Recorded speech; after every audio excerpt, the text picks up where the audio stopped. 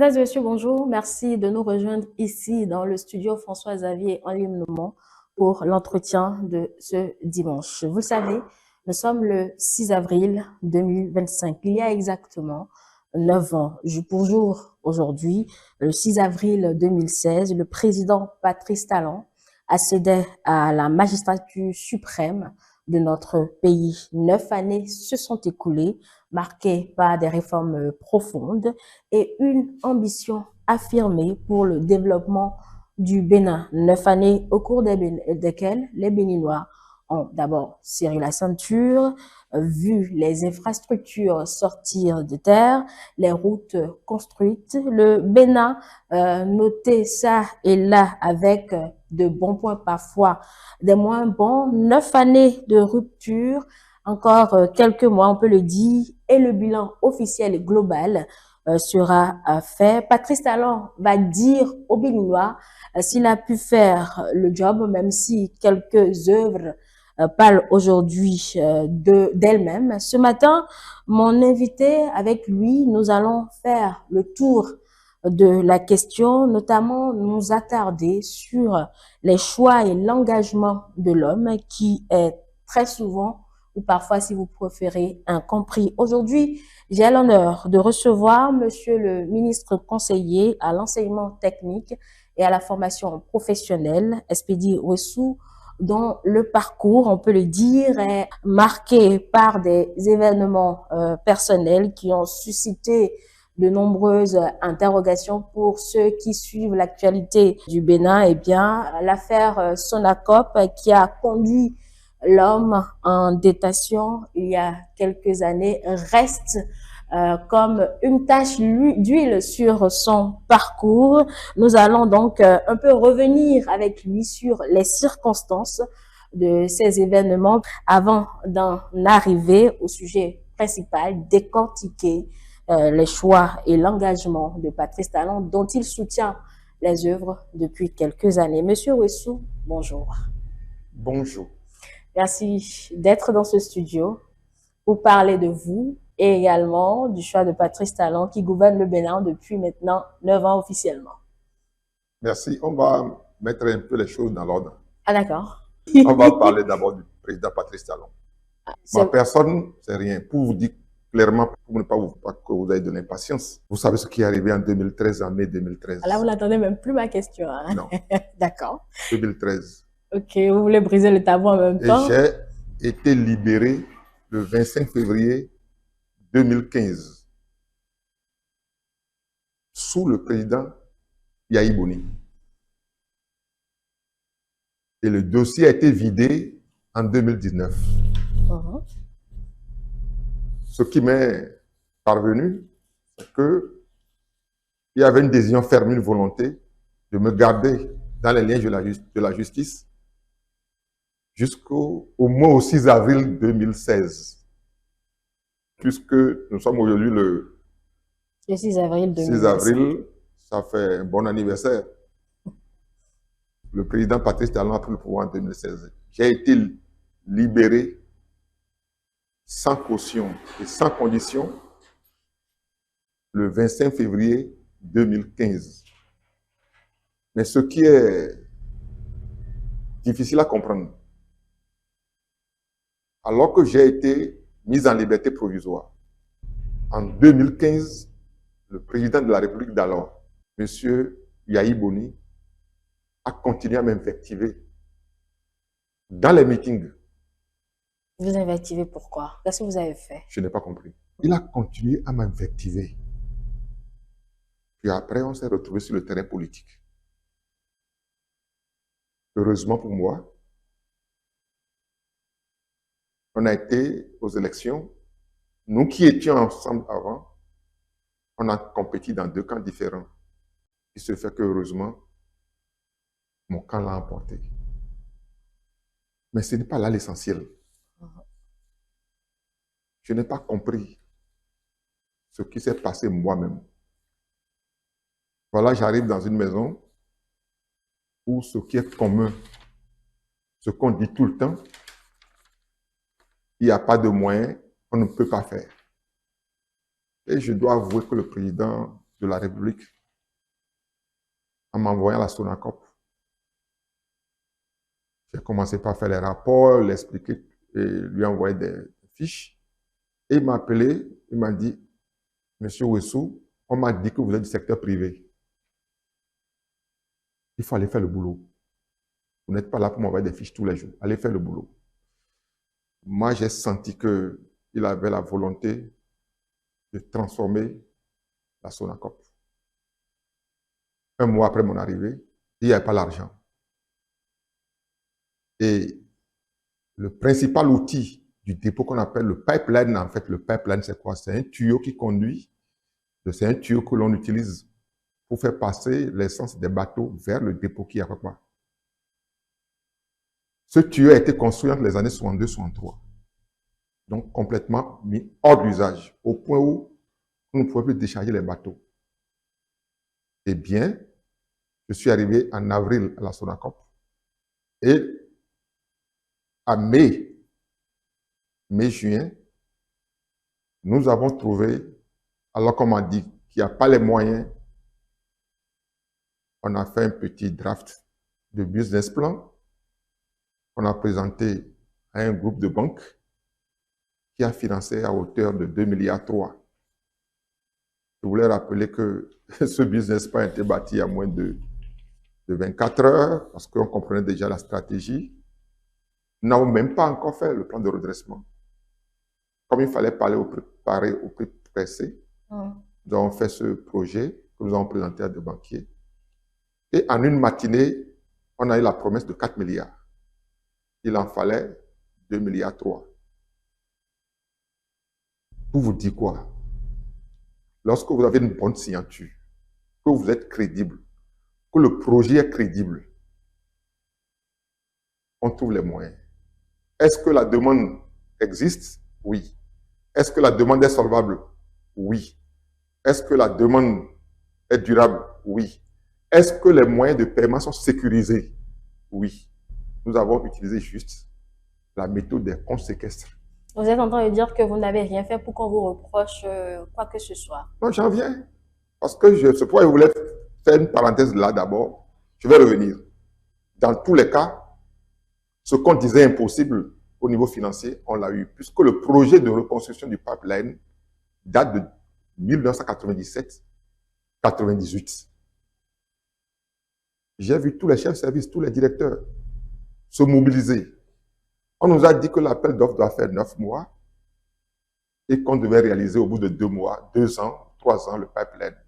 Je vous assure, madame, on l'a fait en 5 semaines, 6 semaines. Le 25 juillet 2010, nous avons reçu le bateau avec un pipeline neuf. Les mauvaises bouches ont dit on n'a pas fait ça avec des professionnels, qu'il n'y a pas la qualité. Moi, je priais pour que le pipeline fasse au moins 10 ans.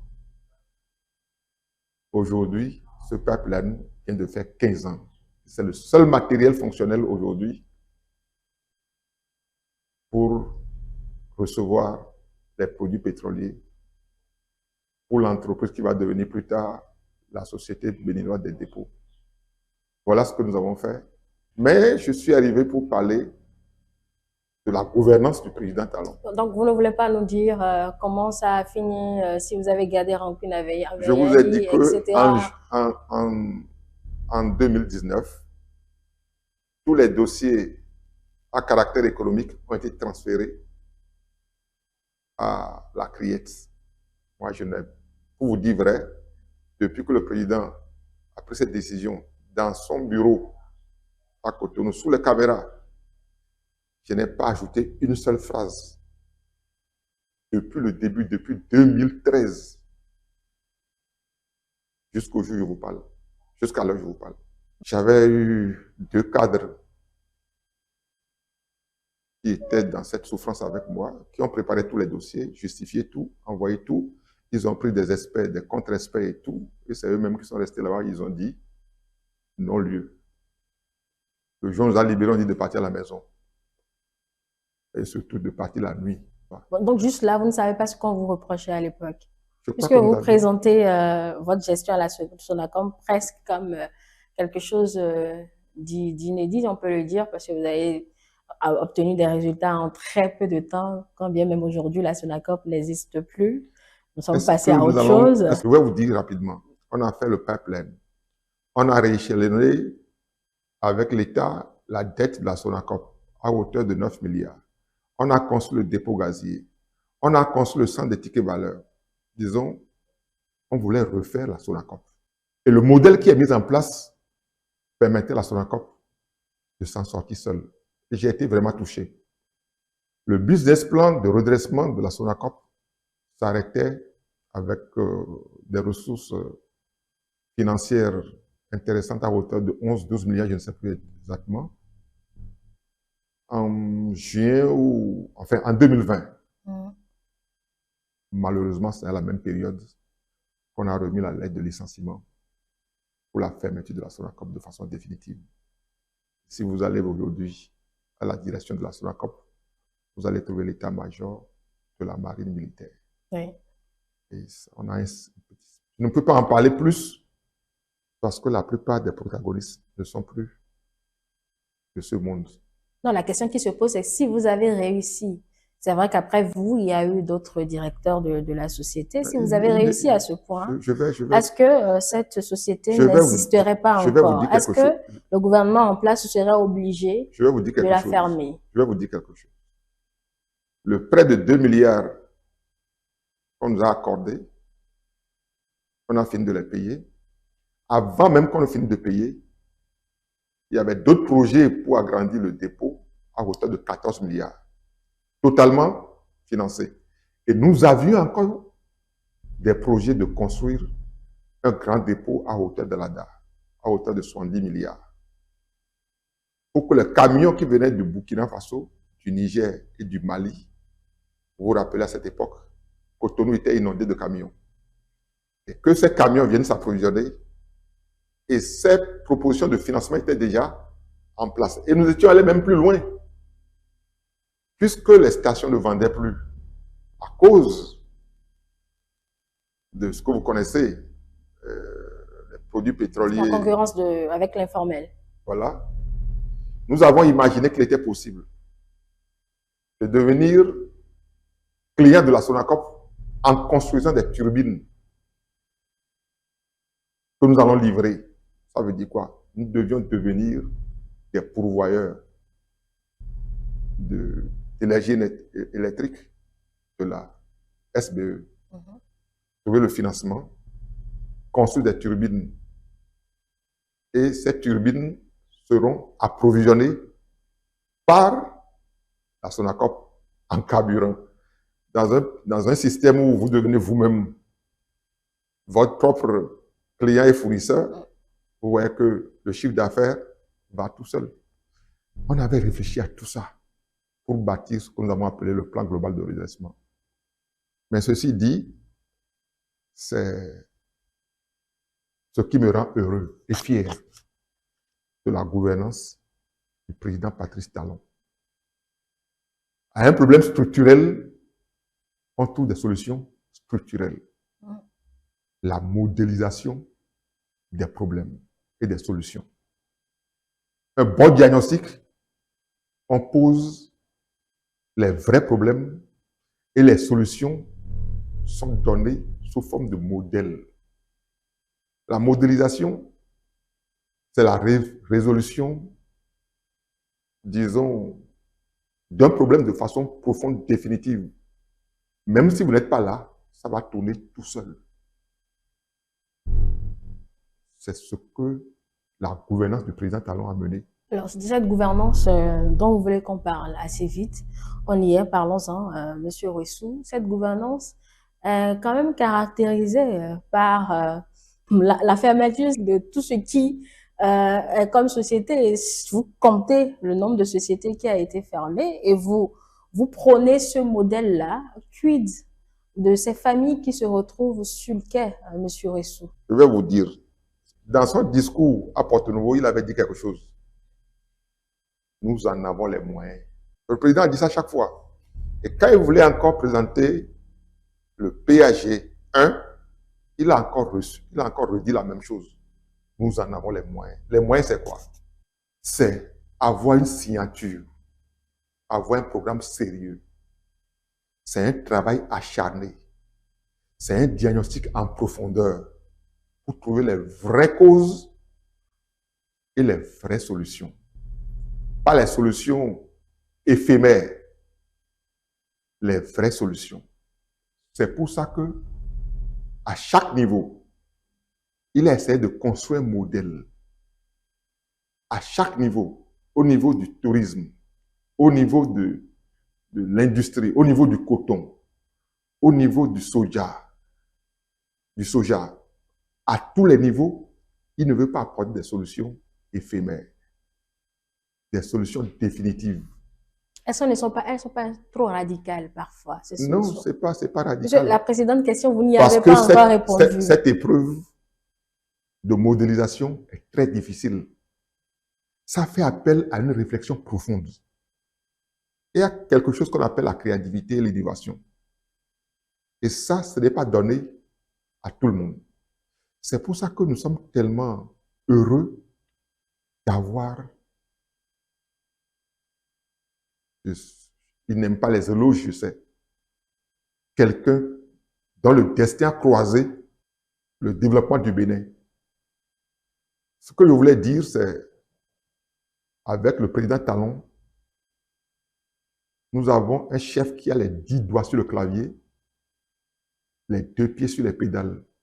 Et cette fois-ci, nous n'allons pas avoir une symphonie inachevée. D'accord. Cette fois-ci, nous allons avoir une symphonie achevée. Mais à quel prix? Pourquoi? C'est la question de base, monsieur Rousseau. À quel prix? À quel prix? À quel prix? Oui, je vous le demandais tout à l'heure. Madame, à quel prix? Madame, vous gagnez un salaire. Oui. Et votre époux et vous-même, vous décidez de quitter la location et de rentrer dans votre maison. Qu'est-ce que vous faites? Vous répartissez votre revenu entre l'investissement et la consommation. Vous avez fait un choix. Oui, la répartition suggère échelonnement. Ce n'est pas brutal. Nous sommes d'accord? C'est progressif. Il y a toujours, plus de 200 000 francs que vous gagnez. Oui. Et vous voulez construire une maison, entrez chez vous. Il y a un prix à payer. Si les enfants continuent de demander du chocolat tous les jours, vous n'allez pas y arriver. Vous allez rationaliser votre gestion. Parce que ce qui est promis, c'est que chaque enfant dans votre maison soit dans sa chambre. Ils ne peuvent pas, vous ne pouvez pas en tant que père de famille consacrer le même budget à faire ce qu'on faisait avant et avoir un résultat,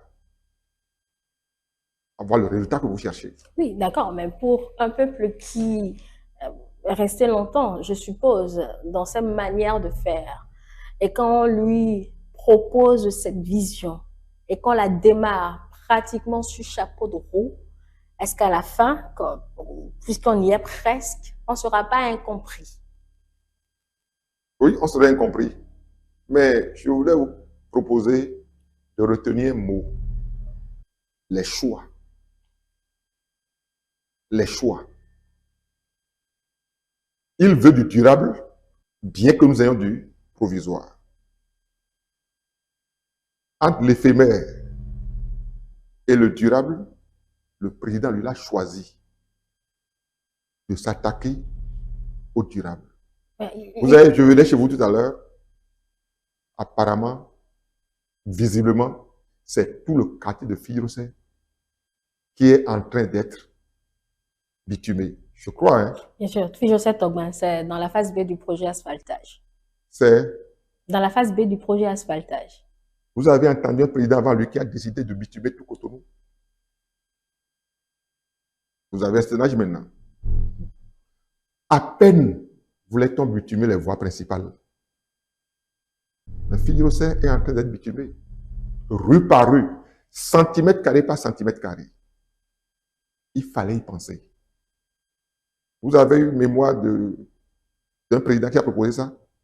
Vous allez nous le dire, parce que c'est vous notre invité du jour. Voilà, c'est pour ça que Nous qui avons vu le gouvernement du président Kérékou arriver en 72 et partir. Kérékou 1. Nous avons vu le gouvernement de Soglo arriver et partir.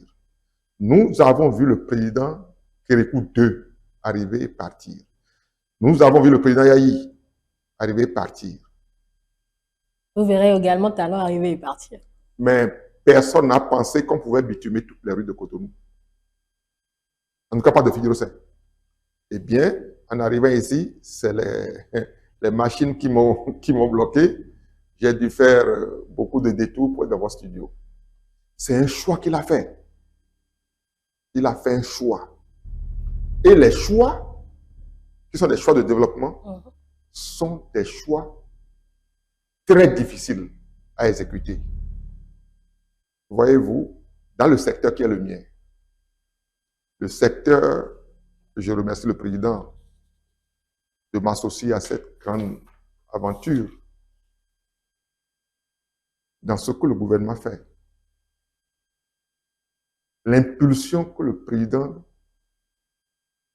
son Excellence Patrice Talon, donne au développement de ce pays, eh bien, ce projet que tout le monde qualifie de bon projet, parce que, eh bien, ce projet n'est pas un projet auquel les gens ont pensé il y a 30-40 ans. À côté de vous, vous avez la route des pêches, je crois. Oui. J'ai connu les projets de la route des pêches depuis le président Soglo, en 90. Je suis sûr que le schéma que le président Talon est en train de développer maintenant, personne, aucun chef d'État n'y a pensé. Personne n'y a pensé. Même le fait d'y penser, vous avez vu ce qu'il faut. Si le projet existait avant non. C'est là la différence. Là, il n'a pas vraiment de mérite. Il fallait y penser. Ce que vous voyez aujourd'hui, je suis sûr que vous-même qui vous parlez, vous n'avez pas pensé à ça. Je voulais aborder le problème de la vision. La forme de votre maison dépend de vous. Nous sommes d'accord, madame? La forme de votre vision, de votre maison dépend de vous. C'est vous qui choisissez. Et l'architecte dessine. Mais ce que le président Talon est en train de faire, extraordinaire. Le signe distinctif de notre président, peut-être c'est dans son ADN. Tout ce qu'il aborde, il aborde avec beaucoup de passion, beaucoup d'enthousiasme et beaucoup de réflexion. Parce que dans son ADN, il ne veut pas que notre pays soit à la traîne.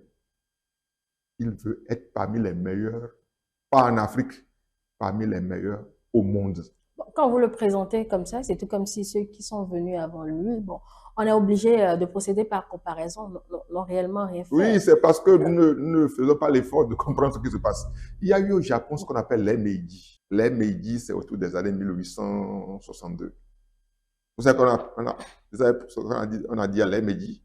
Les Meiji veut dire le moment d'un gouvernement éclairé. Madame, un gouvernement éclairé. C'est un peu notre ère Meiji. Ah, d'accord. Qui a assuré le décollage. Donc, les pays ont eu ces moments. Et tous les pays qui ont fait ces exercices ont connu un développement rapide et prodigieux. C'est pour ça que je mets l'accent sur le sérieux de la gouvernance. Le sérieux de la gouvernance, la crédibilité du programme, l'acharnement au travail, ça attire vers vous beaucoup de sympathie. Il y a des capitaux dans le monde entier qui cherchent à s'installer là où le pays est organisé. Un pays organisé, travailleur, sérieux, parle de la signature. Vous ne manquerez pas de moyens. Le président a annoncé à l'Assemblée nationale devant la représentation nationale le 20 décembre 2024 le montant qu'il veut mettre dans l'enseignement technique et à la formation professionnelle. Environ 440 milliards dans un seul secteur. Et il a dit devant l'Assemblée, et il le fera. Ah non. Non, le président Talon, il n'est pas là pour... son mandat en tant que président fini. Mais il vous a promis qu'il va rester actif. Oui, on reviendra On revient dessus. Oui, on Donc, reviendra sur ça en activité ce qui a après changé 2026. avant, Oui. dès qu'il y a élection, tout s'arrête. Un an avant, tout s'arrête. Ce qui a changé que vous voyez de vos yeux, c'est qu'il y a élection l'année prochaine. Mais le président Talon ouvre les chantiers comme si de rien n'était. Vous n'avez pas remarqué? Tous les jours, ça ouvre. C'est ça un grand changement de méthode. Est-ce à dire que ce sera une marque qu'on Je vais devra continuer. désormais adopter? Bon, Je vous vais n'allez vous- pas parler je- seul non je- plus, monsieur Ouessoui. Il faudrait dire que je vous pose des questions. Je vais vous rappeler ce qui a changé. Ce qui a changé, c'est les méthodes et les principes. Si vous voulez faire un travail en profondeur, dans la réflexion, pour trouver des solutions structurelles, vous ne pouvez pas faire ce qu'on faisait avant. Ce qu'on faisait avant, c'est qu'après chaque élection, on attendait un remaniement ministériel. Vous vous rappelez, madame? Bien sûr. Bon. Mais depuis que le président Talon est arrivé, vous avez des ministres qui ont déjà fait 8 ans, 9 ans. À leur poste. À leur poste. Dans le passé, en 3 ans, on avait 4 ministres. Qu'est-ce que vous pouvez construire de sérieux, de bon, de profond avec des ministres qui ont une moyenne de séjour de 9 mois? Ça a permis au moins pour que vous ayez un portefeuille ministériel. La preuve, je suis nommé, madame, je suis nommé le 11 décembre 2024.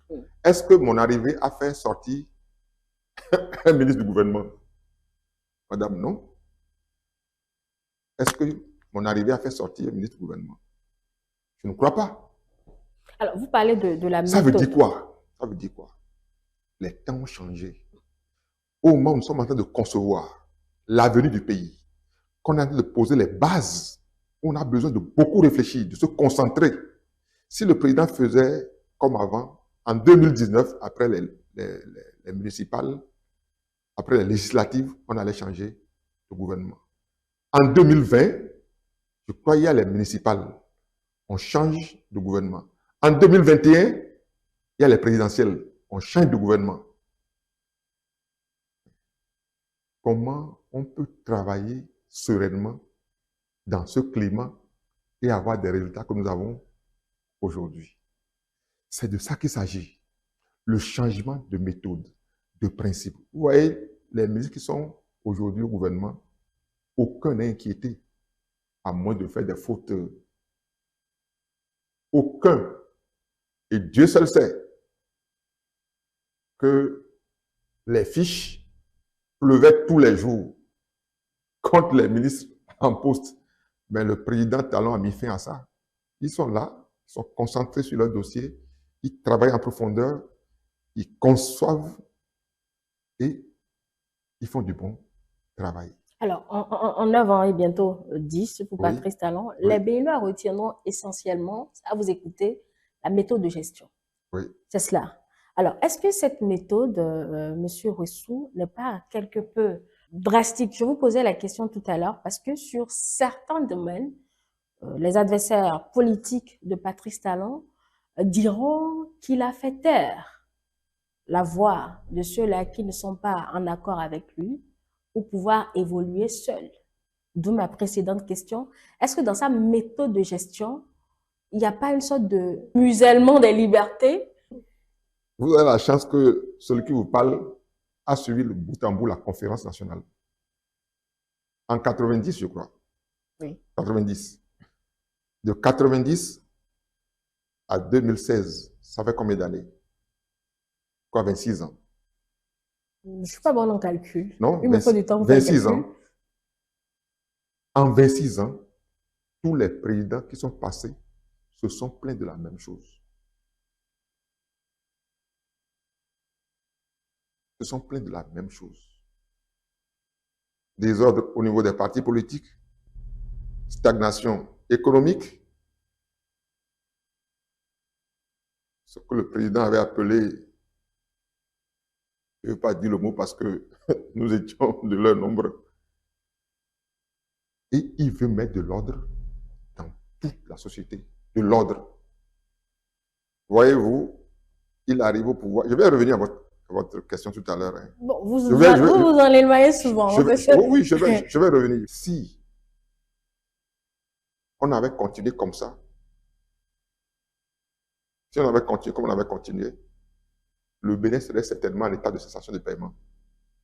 Et l'état de cessation de paiement, nous l'avons déjà vécu dans ce pays, dans les années 86. Il s'en est suivi quoi?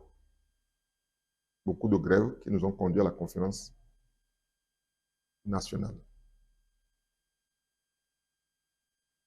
Aujourd'hui,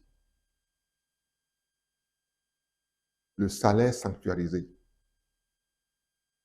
Le paiement des salaires est sanctuarisé. C'est vrai, ça ne suffit pas encore.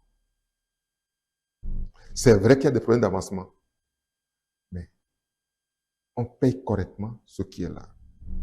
C'est ce resserrement qui a permis de commencer, d'avoir ce que nous avons aujourd'hui. Et donc, dans le parcours, il y a toujours des casses.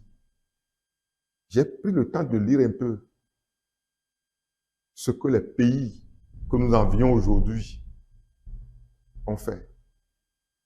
J'ai tiré la leçon que pour arriver dans le Conseil des grandes nations, il y a un prix à payer. Le prix des libertés. Et le président de la République a fait encore un choix. Il dit, si nous voulons faire du populisme, nous ne ferons pas le job. C'est un choix qu'il a fait. Et je crois que le choix est pertinent et donne des résultats. Oui, le choix l'engage. Aujourd'hui, quand je prends l'enseignement, quand je prends le secteur de l'enseignement, quelle idée, alors qu'on n'a pas fini de régler le problème des fonctionnaires, des enseignants, d'aller s'occuper du bébé à naître. Vous êtes au courant du programme de la supplémentation nutritionnelle des enfants qui ne sont pas encore nés. 3 mois avant, on administre à la future mère des compléments alimentaires pour permettre à l'enfant de développer toutes ses capacités intellectuelles. Pourquoi? Le président, dans sa vision, veut compétir, je vais faire un peu de l'imagination, il veut compétir en première division des nations. Ça veut dire quoi?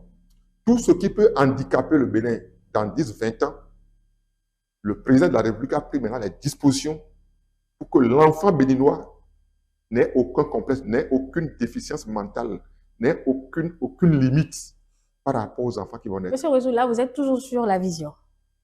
Parce que... Et je vous demandais si cette vision et cette méthode n'indiquent pas... Il y a une bonne phrase que tout le monde connaît maintenant. Sans vision, le peuple périt. Sans vision, le peuple périt. Oui, là, vous l'avez déjà vendu, la vision, monsieur Rousseau. Non. Vous avez suffisamment parlé de la méthode également. C'est plus profond que ça. Réglons les problèmes. Supposons que vous mettez l'accent, vous choisissez de mettre l'accent sur ce qu'on faisait avant. C'est aussi une vision. Donc, sans avoir réellement réponse à ma question, je note alors que pour aller loin, oui. Il faut faire taire ce qui a fait taire et sortir des chamailles politiques comme Patrice Talon lui-même a dit. Afin d'évoluer, c'est ça. Il est en train de faire un rééquilibrage. Nous n'allons pas, je vais vous dire ce que vous voulez entendre maintenant. Nous n'allons pas vers 26 ans. 26 ans de débat politique et laisser complètement le débat économique. Parce que si au plan économique, on ne réussit pas, le débat politique va être complètement anéanti.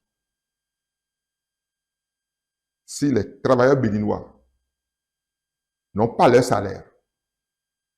Si, avec les difficultés que nous connaissons, si il arrivait à manquer un jour que l'État béninois ne soit pas en mesure de payer les salaires, le gouvernement est dehors. Pourtant, avec l'ancien président, il y avait eu le débat politique, mais Vous on n'a pas savez le connu nom- non plus la Vous savez le banqueroute. nombre de décrets qui n'ont pas été exécutés? Il a mis également un autre principe.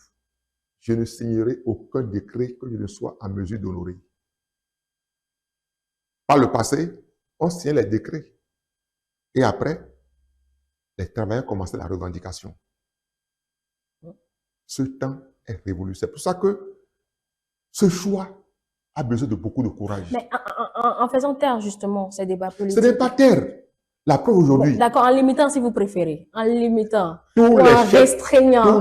d'État qui ont participé, toutes les personnes qui ont participé à la conférence nationale de 90 ont proclamé ce qu'on a appelé le multipartisme intégral. Bien sûr. Intégral. Ça a produit ce qu'on a vu. Et tous les présidents qui sont venus après ont dit c'est honteux d'avoir 300 partis, 200 Bien sûr, partis. oui. Et on connaît la suite. Qui va s'en occuper? Eh bien, le président Patrice Talon a fait un choix. Il faut qu'on mette ce qu'ils ont souhaité, ce que les autres ont souhaité, hein, qui n'ont pas pu faire parce qu'il n'y a pas le courage. Et je reviendrai dessus tout à l'heure, l'affaire de courage. C'est facile de faire ce qu'on faisait avant. Mais à quoi ça sert, d'accord, à quoi ça sert de mettre la barre aussi haut? Très bien, je vais vous répondre. Les pays que nous envions là, au plan mondial, vous en connaissez 2 ou 3? C'est les États-Unis. C'est combien de partis? Plusieurs, mais on voit 2 grands. Non, il y a 2 grands partis. Il y a d'autres partis. La Grande-Bretagne. La Et Grande-Bretagne. en dehors des démocrates et des républicains, il y a d'autres partis aux La États-Unis. Grande-Bretagne. 2. La France peut-être 3 ou 4. Sommes d'accord? Et c'est de vieilles démocraties. Qu'est-ce qui a fait qu'ils sont restés là? Parce que ça ne fait pas sérieux que dans les pays pauvres comme les nôtres, on s'abreuve, on se saoule de ces choses. Et c'est vous qui avez eu le génie. Ce n'est pas le génie, de constater cela. le courage. Et je voulais vous parler du courage. Parce que pour tenir ce qu'il fait... Pourtant, justement, si l'autre avait fait ainsi, peut-être qu'on n'en serait pas là. Il serait là, il serait là. Ah oui. Oh oui, il serait là. C'est pas évident, parce que si sous l'Ancien régime, les choses étaient telles, peut-être qu'on aurait déjà... On serait déjà en état de cessation de paiement. Là, vous êtes péremptoire. Hein, je suis péremptoire. Non, c'est parce qu'il faut que vous vous disiez un certain nombre de choses, madame. Vous savez, en 60, on a mis le président Maga au pouvoir. Vous vous rappelez bien. Pour 5 ans. En 60, on a mis le président Maga. Qu'est-ce qu'il a fait partir? Les salaires. On l'a remplacé par qui? Par un militaire. Reparti. Et ça a continué jusqu'en 1970. Le seul qui a voulu payer les salaires par les fonds propres, les ressources internes, s'appelle le président Zinsou. Vous connaissez la suite? En 16 mois, il a été dégagé. Et on a assisté à ce que nous avons appelé le monstre à 3 têtes. Ce n'est pas des choses que nous avons lues, hein. C'est des choses que nous avons vécues. Voilà ce qu'on appelle le comble de la pagaille. Comment un État de 12 600 km² peut avoir 3 présidents. Et c'est mon ancien patron qui me racontait une histoire qui va vous faire un peu rire. Il y a l'ancien pont de Cotonou. Oui. Un matin, il y avait tellement d'embouteillage qu'il y a un vieux colon blanc qui est sorti de sa voiture tout en transpirant. Et il disait, ils sont cons. Je vous dis qu'ils sont cons. Je vous dis qu'ils sont cons. Au lieu d'avoir 3 ponts, ils ont 3 présidents. C'est vrai, c'est injurieux. Mais ça veut dire, c'est pas possible. C'est là où on va arriver. C'est là où nous allons arriver. Heureusement, le président de la République, le président Patrice Talon, Je ne sais même pas s'il y a un mot qui est plus fort que le mot courage. Sans le courage, la volonté, je dirais même la ténacité qu'il a, il ne peut pas. Parce que c'est plus confortable de ne rien toucher. Qui, madame, qui parmi les candidats ou les présidents qui sont passés peuvent avoir le courage de dire qu'on veut déplacer le marché d'Antokpa? Entre la mairie et le ministère de l'Intérieur qui devait gérer d'Antokpa, entre le ministère de l'Intérieur et le palais qui devait gérer d'Antokpa, entre le palais et la mairie qui devait gérer d'Antokpa, c'était la bataille qu'on avait. Eh bien, le président de la République, son Excellence, président Patrice Talon, a quitté. Le président Yahi lui-même, j'étais encore là-bas, quand il a fait un tour d'Antokpa. Et en sortant, il me dit, les gens vivent dans ça. Ils vivent dans ce marché-là. Il a dit, oui, monsieur le président. Et ils vont s'en sortir comment? Tellement c'était indescriptible. Ils se sont jamais plaints, pas réellement. C'est vrai que c'est un marché qui brûle tout le temps. Le président dit, c'est fini. On va faire autre chose. On va déplacer. Et il le a dit en face. Maintenant, à la fin, lorsqu'on a amené les dames sur le marché de gros qui est en train de construire, vous avez vu leur étonnement, leur surprise. Et vous voyez ce qui se construit maintenant au stade de Mathieu Kérékou, stade de l'amitié, à Kounou là. La galerie maçon, je crois. Oui. Vous imaginez déjà ce qui est en train de se construire. Dans 2 ans, dans 1 an, quand ils vont finir, c'est les mêmes personnes qui vont dire, ah franchement, c'était beau. Et c'est ce que nous disons aujourd'hui. Oui, courage, d'accord, mais est-ce qu'il ne touche pas un peu trop à des bâtisses historiques pour les citoyens béninois?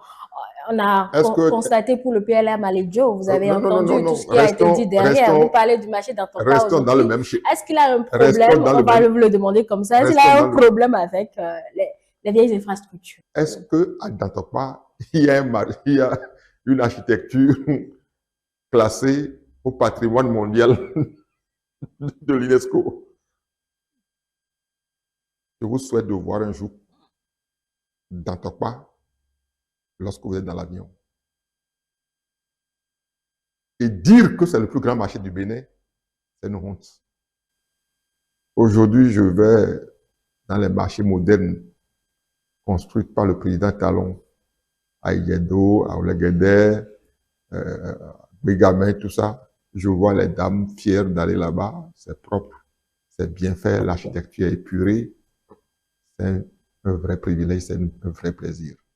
C'est l'image que le président de la République veut pour son pays.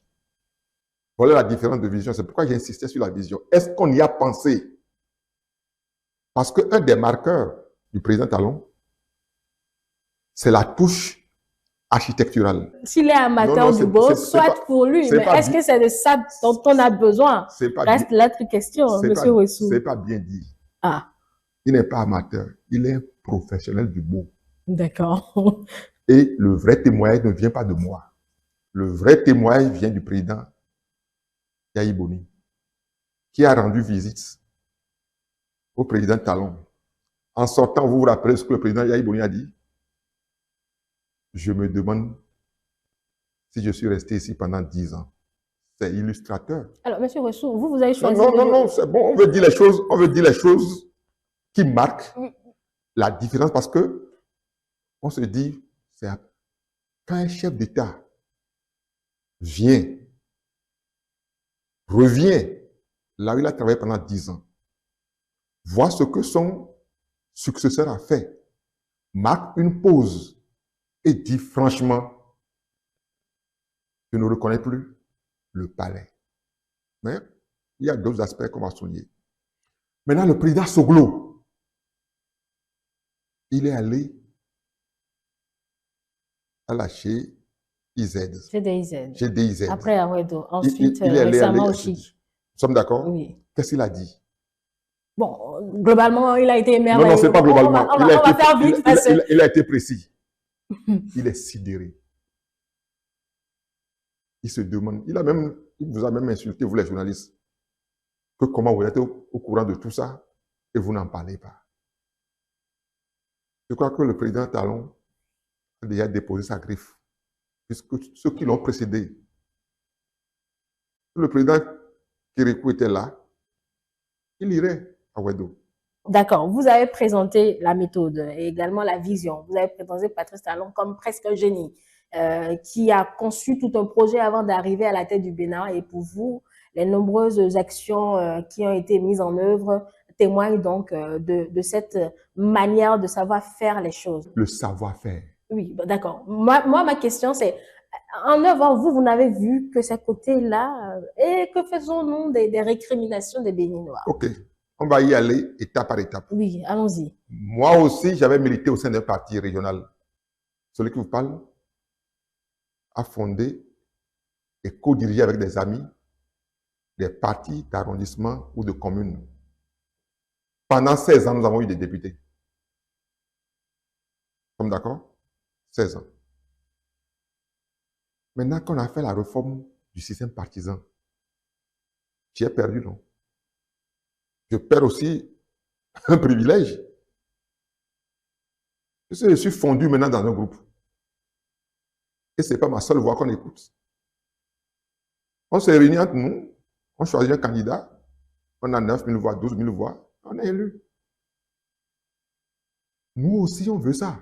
Mais le prix à payer pour que le Bénin change ce prix-là, moi aussi, je l'ai payé. La preuve, à l'heure où je vous parle, ma commune n'a pas de député. Ça peut frustrer. Mais quand on explique là où le président conduit le pays, c'est le prix à payer. Parce qu'avec un député... Vous êtes sûr? Vous êtes sûr que le Béninois Landra comprendra ça comme ça? Je vais vous dire. Vous n'avez pas oublié ce qui s'est passé en 2015. En 2015 à l'Assemblée nationale. Lors de l'élection du président Mbouyi. Oui. Le score était de 41-42. Bien sûr. Bon, si c'est pas nous, si le député de Comé n'était pas de la mouvance, qu'est-ce qui allait se passer? C'est à une voix près, hein? Nous sommes d'accord? Donc, dans les couloirs, on négociait avec les... Bon, on a entendu beaucoup de choses pour cette élection, M. Ressou. Les valises j'ai pas dit que c'est... Chacun des partis politiques a perdu quelque chose. Mais ils sont tous conscients que c'est le prix à payer. Donc, bientôt, nous aurons peut-être 3, 4, 5 partis. Là, le pays devient crédible, le pays devient respectable. Et comme je vous l'ai dit, un pays sérieux, un pays de bon sens, c'est un pays qui assure son développement. C'est un pays qui garantit à tous les bailleurs de fonds, à tous les investisseurs, qu'on peut travailler ici et être en paix. Vous achetez tout, M. Ressou. Non. Tout ce qu'il fait, bon. Mais quand est-ce que vous le relevez alors? À quel moment vous le relevez, les insuffisances de certaines réformes? Il a commencé un processus qu'on appelle la rupture.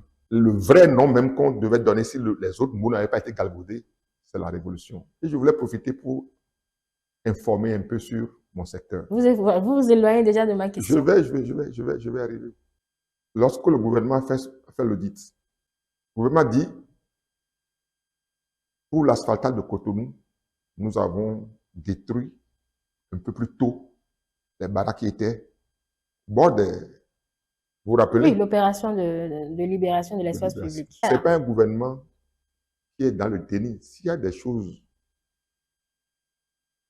qui n'ont pas été bien faites, c'est encore ce gouvernement qui dit, j'ai fait le point et je me suis rendu compte que ceci n'est pas bon. Mais dans les fondamentaux, c'est bien conduit. Vous avez écouté le discours qu'il a fait la dernière fois à l'Assemblée. Il dit sur le plan du terrorisme, nous n'avons pas totalement réussi. Vous l'avez écouté ça? Bien sûr. Ça ne vous dit rien? Il y a un temps, je vais vous dire, parce que nous sommes un peu, on est dans le pays, ça fait un peu longtemps, où tous les bilans finissaient par le bilan est globalement positif. Je me rappelle les années 76, 77, 78. Je me rappelle le discours du président de l'Assemblée nationale révolutionnaire, le président Kérékou. On n'est pas à ce niveau. S'il y a des choses qui sont moins bien passées, le président en parle et devant la représentation nationale. C'est important. Ici, ils n'ont pas réussi. Ils ne le cachent pas. Avant, on acclamait tout et n'importe quoi. Est-ce que vous avez un exemple maintenant qui vous montre que le président dit à la face du monde, là où je n'ai pas réussi? Maintenant, s'il dit là où il n'a pas réussi, il nous donne le droit. Il nous donne le droit. Est-ce que là où lui dit n'avoir pas réussi est réellement là où les citoyens béninois estiment qu'il a échoué? D'où ma question, est-ce que ce n'est pas aux citoyens béninois de l'évaluer? Je sais que nous avons eu deux coups majeurs. Le Covid. Je sais que les gens l'ont ressenti très durement parce que il y avait ce qu'on appelle les cordons sanitaires. Oui, mais nous, on a dit qu'on a été résilient, donc c'est justement pour cela qu'on a mis les cordons sanitaires. À Cotonou. Donc, on ne peut plus prétester de la Covid. À Cotonou, vous ne pouvez pas imaginer ce que c'est. Moi, je suis avec une région où les femmes mettaient leurs produits au bord des routes et c'est les cars qui quittaient Abidjan pour Lagos qui s'arrêtaient et achetaient. Lorsque le Covid est arrivé, qu'on a fermé les frontières et tout, qu'est-ce que les bonnes dames qui vivent au quotidien vont manger? Vous avez vécu ça, non? Bien sûr. Nous sommes tous dans le pays, monsieur Ouessou. Mais à Cotonou, c'est mieux. Parce que vous pouvez aller de côté. Il n'y a pas de client, il n'y a personne. Et les parents m'ont dit, ça je ne savais pas, que lorsque les enfants ne vont pas à l'école, ils font dépenser plus que quand ils vont à l'école. Parce que les enfants sont à la maison, nous ne pouvons pas aller travailler. Il n'y a pas de clients.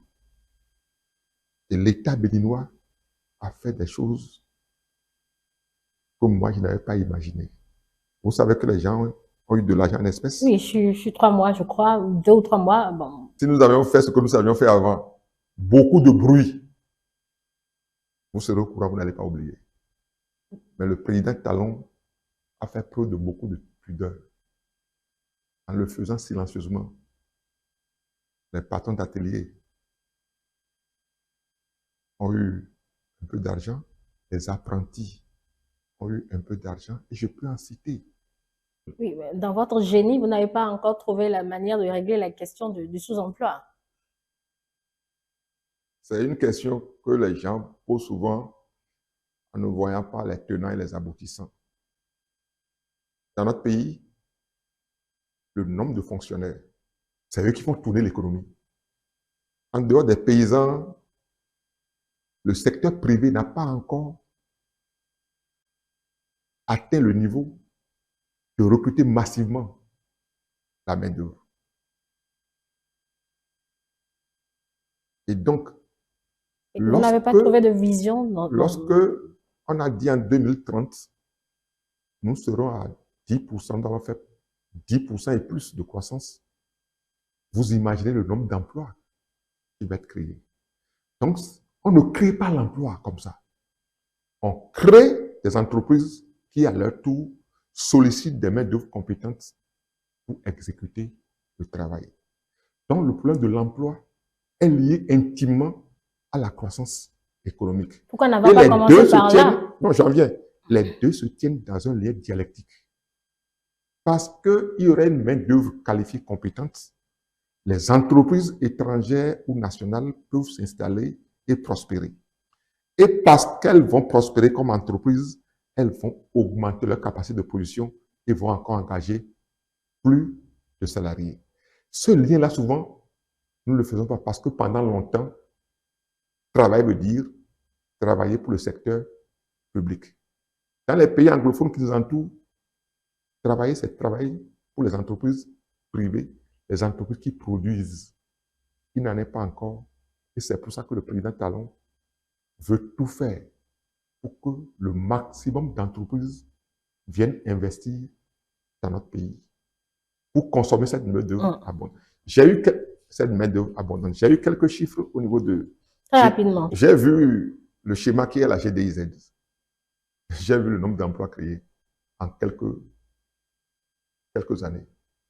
Si le processus continue, que les 3 pôles sont créés, que chaque pôle se développe, je crois que ce qui s'est passé dans d'autres pays peut se passer ici. C'est-à-dire, je ne veux pas dire le plein emploi, mais quand même chacun trouvera à faire.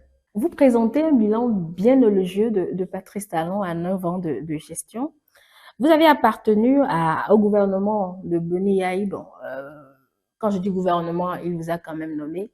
Aujourd'hui, Boni Yayi, président d'un parti politique, s'oppose à tout ce que Patrice Talon fait quand même.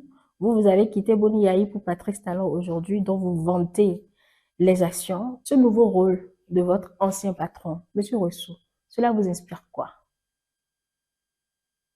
On dit que la nature a horreur du vide. Pourquoi il n'y a pas d'autres personnes pour jouer le rôle de l'opposition? Vous vous avez jamais posé cette question? Les démocrates, le parti Les Démocrates n'est pas la seule formation politique de l'opposition. Oui. Il y a d'autres formations politiques de Le l'opposition. seul parti de l'opposition aujourd'hui qui a des députés à l'Assemblée nationale, oui, c'est le LD. Oui, c'est LD. Donc on peut les appeler le leader de l'opposition. Oui, d'accord. C'est dirigé par monsieur Boni Yayi. Le président Yayi Boni. Oui. Pourquoi c'est lui? Allez demander aux démocrates. À cause de ce que nous savons faire dans le pays. Ah bon? Oui. Pourtant, il s'oppose à ça. Non, vous savez ça. Il s'oppose à la manière. C'est pour ça que le président Talon a mis fin à ces choses. En faisant quoi? Le populisme. Le populisme. Donc, il se bat contre le populisme? Non, non. Le président Talon veut mettre fin au populisme. C'est pourquoi il vous a demandé. Il y a au moins 28 députés. Donc, un nombre encore plus grand de militants au sein du parti Les Démocrates. Pourquoi il n'y a personne pour diriger les démocrates? Pour que le président Yayi Boni soit un président d'honneur ou un conseiller à côté. Il est parti de là, parce qu'il a fini les 2 mandats. Nous sommes d'accord? Il a passé l'âge, il va passer l'âge des 70 ans. Donc il est frappé par les 2 critères. Pourquoi il court? Pourquoi vous ne demandez pas aux gens qui veulent le pouvoir leur candidat? Parce que ce n'est pas gérable. Qu'est-ce qui n'est pas gérable? Ce qu'ils font n'est pas gérable. Voilà quelqu'un qu'on appelle un leader charismatique qui ne veut pas être candidat. Comment on va gérer ça? Il y aura d'autres têtes dans la formation. Mais qu'on sorte le candidat. Qu'on sorte le candidat. Ils y réfléchissent. Ou ils y réfléchissent et sortiront la mouvance a déjà sorti pour elle. Enfin, son duo. La mouvance a déjà sorti son duo. Nous, on a un chef, maintenant, on ne souffre pas de chef. Eux aussi, ils ont un chef. Qui est Boni Yayi. Le chef Boni Yayi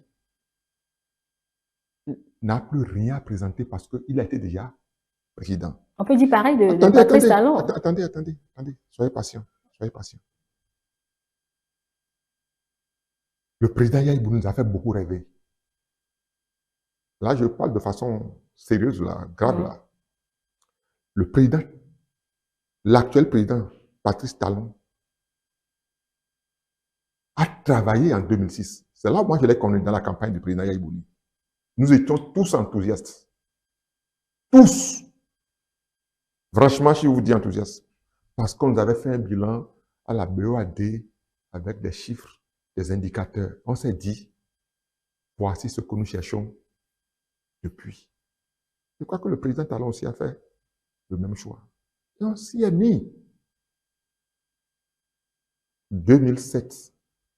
Je rencontre le président Talon et il me demande, est-ce qu'on ne s'est pas trompé? Je dis quoi? Oui, on ne se voit pas souvent. En 2011, il me dit, on s'est trompé de casting. Il ne peut pas faire le job. J'ai demandé pourquoi. Au lieu de faire le travail de fond, il fait du populisme. Alors, Boni Yayi s'oppose à quoi aujourd'hui? Il ne s'oppose à rien. Puisque lui-même parti dit au président Talon qu'il n'a plus reconnu son palais. Actuellement, il dit qu'il ne reconnaît pas son pays. Parce que tout est en train de changer. Il aurait bien voulu faire ça. Mais il faut encore qu'il en ait les idées, la vision et les moyens. Pourtant, des Béninois croient en ce parti. Autrement, la formation politique n'aurait pas 28 députés. C'est pour ça que le nouveau Béninois doit arriver et remplacer l'ancien Béninois. Comment? Vous n'avez pas oublié qu'il y a eu Kérékou 1, Kérékou 2. Qu'est-ce qui a changé? Madame, qu'est-ce qui a changé? Cotonou a changé? La réponse est non. Il m'a donné l'occasion d'être son directeur de campagne, La gouvernance du pays était terrible. Si nous amorçons encore cette symphonie inachevée, je crois que ça ne va pas être facile, ça ne va pas être bon. La rupture va continuer, va se renforcer, va s'ancrer. Les incompréhensions vont être levées. Et d'ici à 10 ans, les sceptiques reviendront. Les contre vont rejoindre.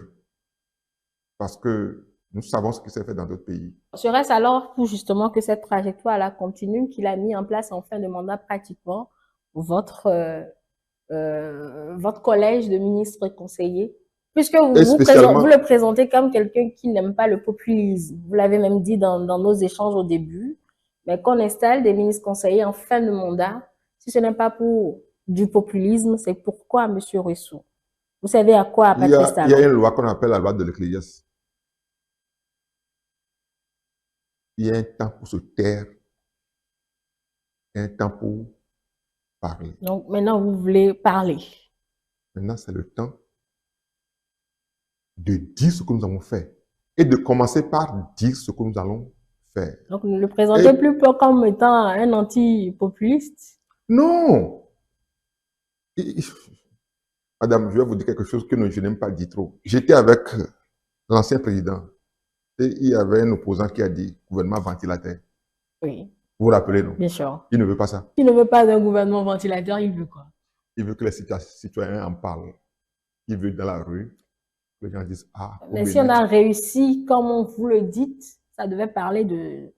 Ça devait aller du soir. Ça devait parler de... Les autres doivent parler d'elles-mêmes. Oui, je sais. On n'a pas besoin de vous, ministre conseiller, pour aller dire aux populations ce qu'ils voient. C'est toujours du bon sens. Je vais vous dire. Lorsqu'on commence par faire les fondations d'une maison à 10 étages, vous voyez quelque chose? Quand on a fait la clôture du chantier, là, vous voyez des choses? Non. Vous savez à combien de mètres on est parti? Et lever les murs après, c'est relativement plus facile. Vous le savez bien. C'est ça l'exemple que je voulais donner.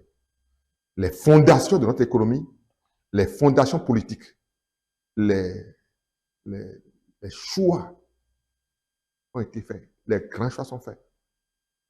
On sait exactement comment ça va se passer. La question, c'est est-ce que vous êtes vraiment utile?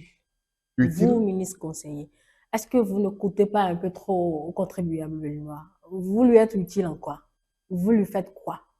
Madame, oui. Je crois que vous n'êtes pas trop habitué à l'histoire de notre pays. Si vous allez fouiller, il y a des gouvernements de 39 membres qu'on a eu dans ce pays. Vous avez prôné la rupture. Qu'il y a eu des gouvernements de 39 membres. Non, on reste dans votre logique, vous avez prôné la rupture. Oui. Donc, vous retombez alors dans les travers que vous avez longtemps mis en cause. Vous savez que les ministres ne concernent pas de cabinet. Vous avez un salaire? Un salaire? Oui. Oui. Donc, vous coûtez au contribuable béninois, M. Russo. Et je vous demande ce à quoi vous servez à Patrice Talon. Répondez à la question pour qu'on évolue. Nous voulons gagner la Coupe d'Afrique des Nations. OK? Il se trouve qu'il y a un joueur qui est en Espagne, qui a le choix entre jouer pour l'équipe nationale du Bénin ou jouer pour l'équipe nationale de l'Espagne. Vous voulez gagner la Coupe d'Afrique. Comment vous faites? Dans 1 an, dans 2 ans, c'est vous qui allez encore nous appeler pour dire pourquoi ce gouvernement qui est maintenant n'a pas de ministre conseiller. Parce qu'on ne comprend pas. Parce que j'ai eu le temps, non seulement de lire le cahier de charge du ministre conseiller, et d'aller sur le terrain pendant 2 mois. Je viens du terrain là. Vous savez que je ne suis pas encore arrivé en studio depuis. Parce que le sujet de l'enseignement technique et de la formation professionnelle est en perspective. J'ai été sur le terrain et souvent quand je traverse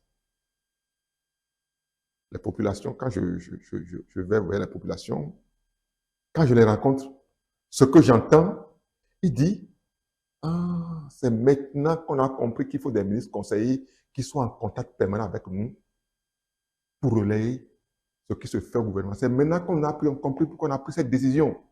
Nous n'étions pas au courant avant. Nous avons pris de mauvaises décisions. Maintenant que vous avez expliqué, mais il faut que vous reveniez souvent nous expliquer. Ah, c'est maintenant qu'on comprend le rôle du ministre conseiller. Donc, c'est une forme d'information du haut vers le bas. Et en retour, nous ramenons vers le haut les problèmes. Nous sommes d'accord? Et la différence, c'est quoi? On peut envoyer un problème par les rapports hiérarchiques. Mais le ressenti des populations, c'est lorsque vous êtes parti sur le terrain, que vous vivez, que vous avez, comment on appelle, ce que les populations sentent. Et c'est plus facile de remonter. Bon, d'accord. Bon, si vous êtes là, oui. À quoi lui servent les partis politiques qui soutiennent ces actions? Les partis politiques qui soutiennent ces actions. les ministres, à quoi lui sert le Conseil économique et social réformé qu'on a présenté sous cette forme-là? Les ministres conseillers viennent des partis politiques. Nous sommes d'accord? Dans les réformes qui sont en cours, le poste de ministre conseiller est une innovation. Et le travail qu'on a commencé à faire, à mon avis, l'appréciation que les populations en font me donne la certitude que le président n'a pas mal fait. Le président a bien fait de faire ce pont direct entre les populations et le gouvernement. Et chacun dans un thème, dans un secteur d'activité bien défini. Et chacun s'occupe de ce domaine-là.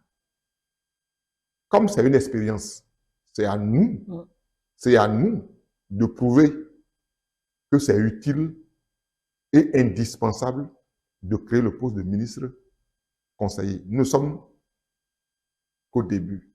Maintenant, après, on verra combien ça coûte et combien ça rapporte. Pas après, on sait déjà combien ça coûte, monsieur Rousseau. Mais vous ne savez pas combien ça rapporte. Vous ne savez pas. Puisque, pour parler comme les comptables, on n'est qu'en début d'exercice. Vous n'avez pas encore le bilan de fin d'exercice. Ou bien, c'est en fin d'exercice qu'on calcule le bénéfice, non? Normalement, oui.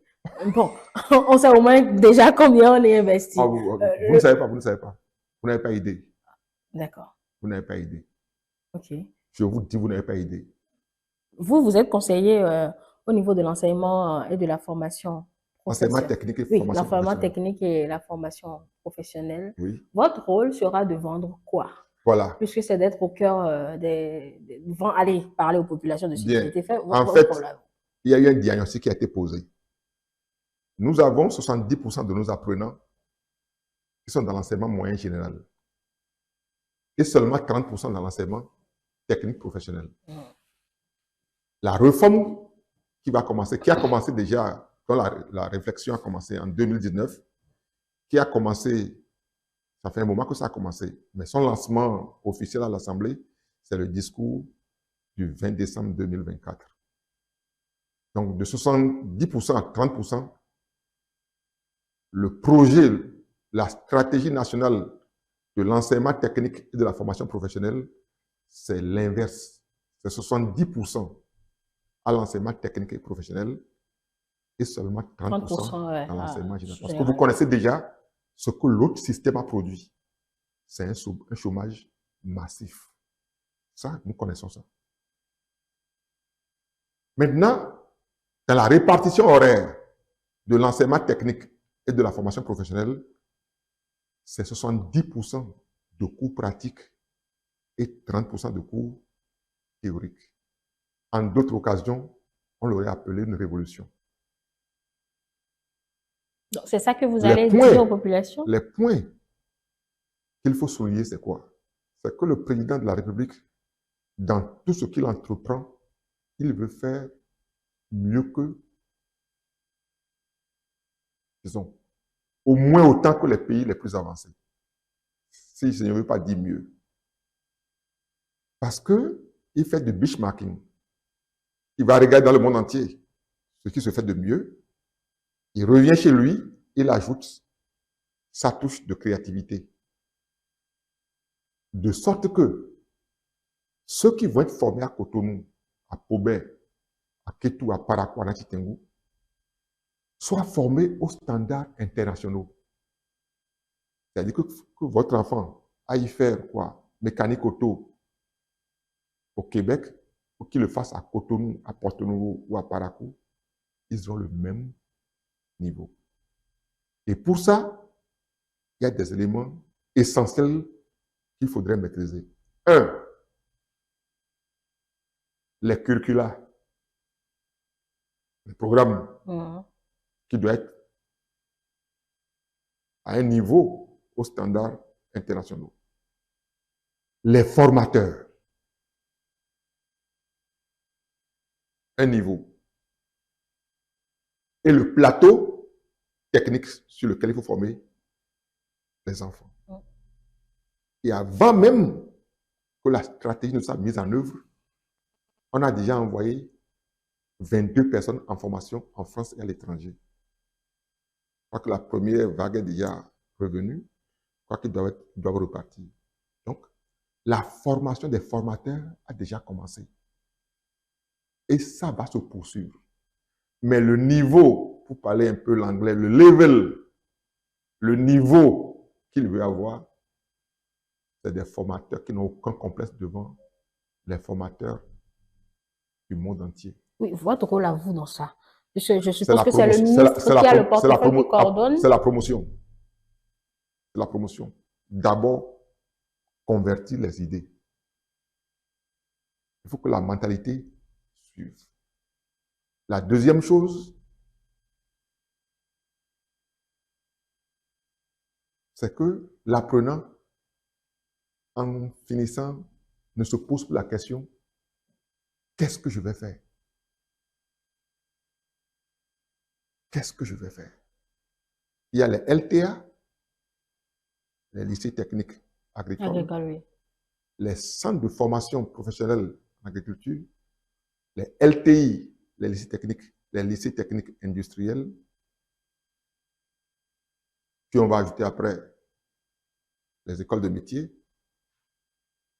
Donc tout ça pour produire la main-d'œuvre que les industries vont utiliser pour le développement de notre pays. D'accord. Donc c'est important que tout ça soit bien fait. Le schéma architectural des bâtiments qui a fait applaudir beaucoup de participants à nos réunions, c'est ce que vous avez déjà dit.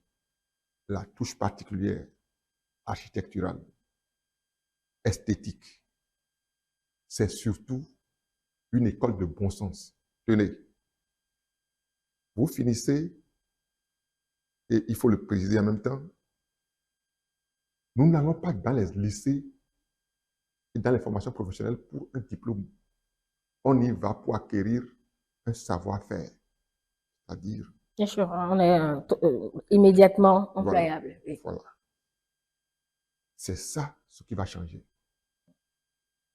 C'est ça qui permet d'avoir une main-d'œuvre qualifiée et compétente.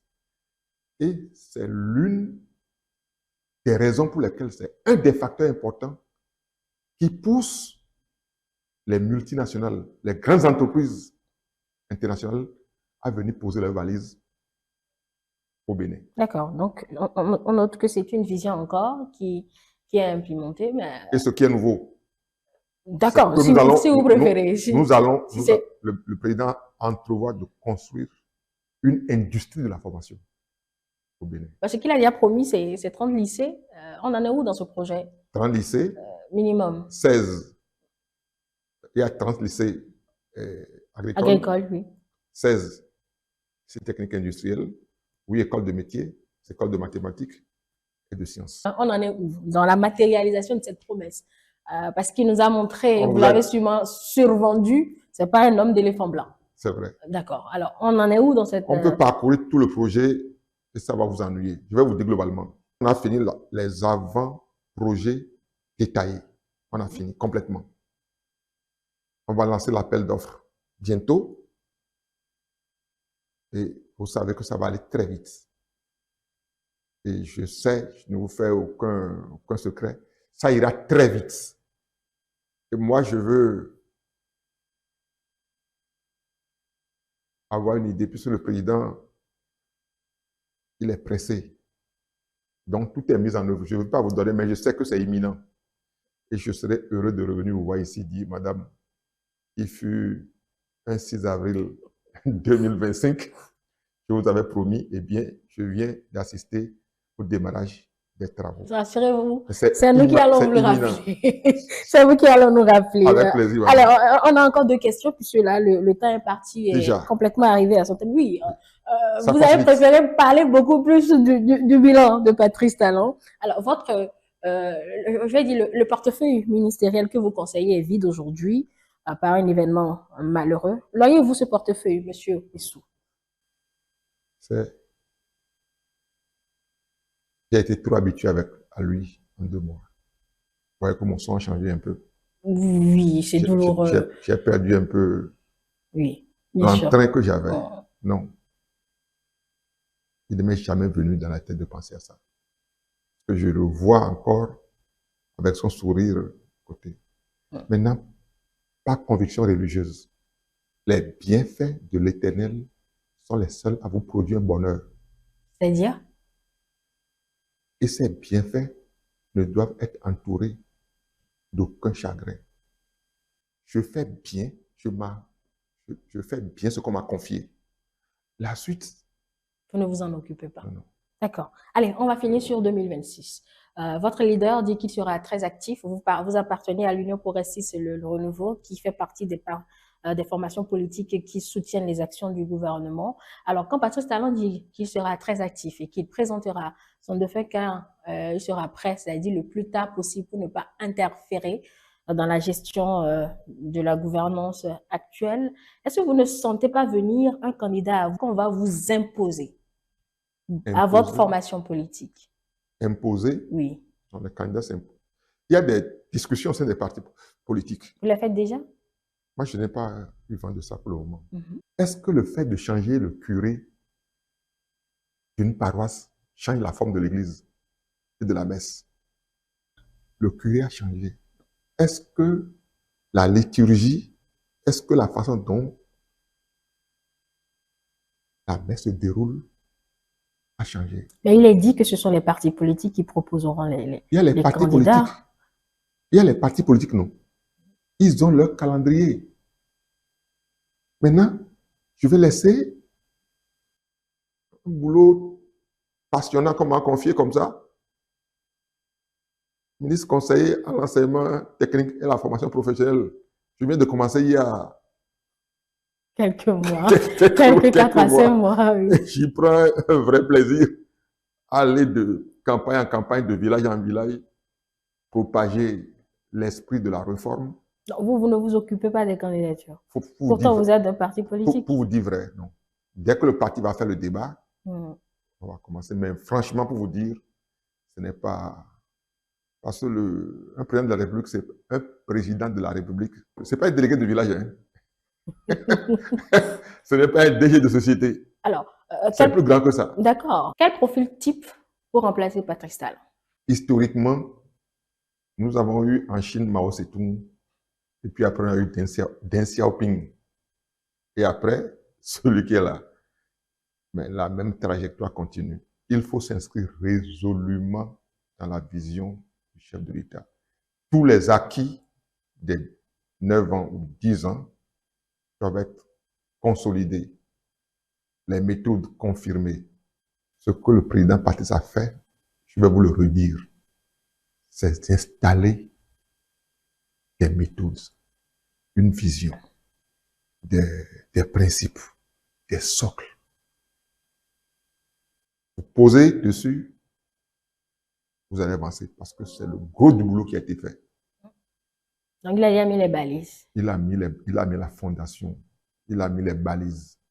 Cette vision, cette méthode, cette démarche, cette façon de faire, nous devons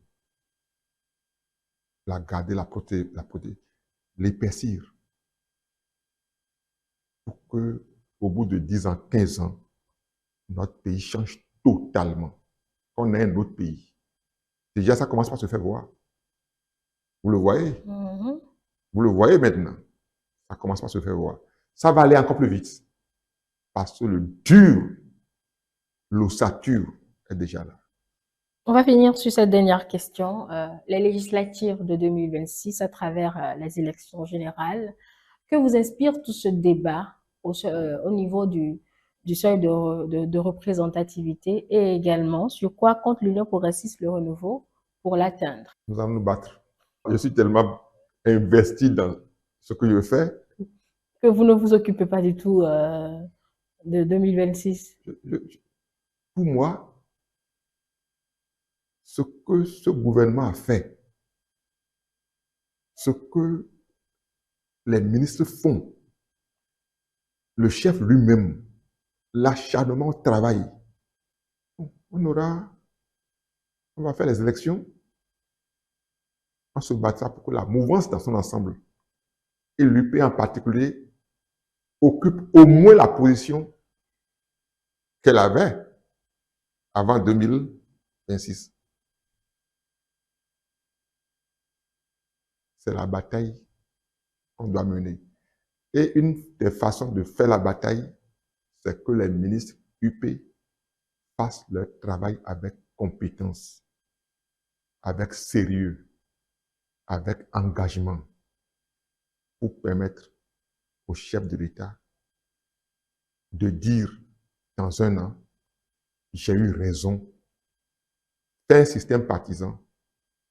J'ai eu raison de nommer les ministres conseillers. Nous sommes à la fin de nos échanges. Je vous laisse quelques minutes pour conclure. Conclure, oui.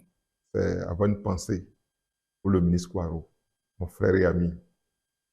En 2 mois de collaboration, j'ai connu l'homme. Et ça a créé en moi un sentiment d'une perte. Parce qu'on a voyagé souvent ensemble, long voyage, et on échangeait beaucoup. Son départ m'a beaucoup affecté. J'ai eu de la peine à reprendre la force, mais quand je pense à lui, je vois son sourire, sa façon d'aborder les problèmes, sa technicité. Ça me donne envie de poursuivre. Il m'appelait affectueusement grand frère. Moi, je l'appelais toujours monsieur le ministre. Et quand je dis ça, il me souriait toujours. On avait nos petites complicités. Mais ceci dit, il est une source d'inspiration par son calme. Il est très, très, très, très posé. Et je voudrais, chaque fois que je vais entamer quelque chose, penser à lui. Et dire, s'il a été là, voici comment nous aurions fait. Mais la vie étant ce qu'elle est, on va laisser et dire que l'ensemble des ministres conseillers, ils sont à la tâche.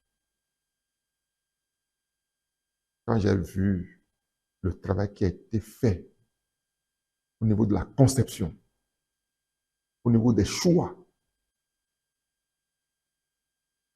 dans le gouvernement, j'ai du respect. Un peu plus, j'ai de l'admiration pour l'équipe gouvernementale. Et encore plus pour le chef d'orchestre. Faire ce qu'il a fait, faire ce que le président Patrice a fait, dans les conditions que je connais, beaucoup de Béninois n'ont pas idée. Je prie Dieu qu'il lui accorde une longévité pour que de son vivant, il voit les fruits des graines qu'il a déposées en terre. Je vous remercie. C'est nous qui vous remercions, Expédie Rossou, ministre conseiller à l'enseignement technique et à la formation professionnelle. Avec vous, nous avons essayé de faire le bilan de 9 ans de gestion du président de la République, son Excellence Patrice Talon. Vous n'avez pas tari d'éloges à son endroit, puisque vous êtes parti bien loin depuis la conférence nationale pour revenir à l'état des lieux aujourd'hui en comparant. Vous estimez que tout ce qui est sorti de cette conférence nationale, c'est maintenant que ces résolutions sont mises en œuvre grâce à la méthode de l'homme, à une vision, le savoir-faire, le savoir-faire également de Patrice Talon, qui a su mettre le Bénin sur orbite. Vous avez eu des exemples pour montrer comment cette vision mise en œuvre a permis au Bénin de mieux se loger dans les concerts des nations. Pour vous, en 2026, la dynamique va continuer. Il ne faudrait pas que les Béninois attendent une date précise pour voir Patrice Talon dire qu'il a fait le job, puisque cette dynamique va continuer et qu'il sera actif dans le choix de sa succession. Et en tant que ministre conseiller, vous êtes au cœur du terrain pour expliquer aux populations tout ce qui a été fait au niveau de votre portefeuille. C'est expliquer aux Béninois l'intérêt de prioriser l'enseignement technique et la formation professionnelle après que le Bénin a essayé l'enseignement général qui a laissé beaucoup de Béninois sur le carreau, sur le chômage. Donc, pour renverser la tendance, le gouvernement de la rupture prône 70% de formation professionnelle et 30% de formation générale. Et votre rôle à vous, c'est d'expliquer l'intérêt de cette mesure aux populations et vous comptez le faire. En répondant à ma question, si vous l'auriez ou pas le portefeuille direct de ministre de l'enseignement secondaire et technique de la formation professionnelle, vous n'y pensez pas, là où vos amis vous suffit, sauf si Dieu et le chef de l'État en décident autrement. Monsieur Ressou, merci beaucoup. Merci, madame. Mesdames et messieurs, ainsi prend fin l'entretien de ce dimanche. Nous remercions vous tous qui nous avez suivis, toute l'équipe de préparation et de présentation vous remercie. En vous donnant rendez-vous à présent sur nos plateformes numériques, notre site internet, le www.etelebénin.com, notre chaîne YouTube Etélé Bénin, et téléchargez l'application Etélé Bénin pour nous suivre un peu plus facilement. Etélé avec vous, pour vous.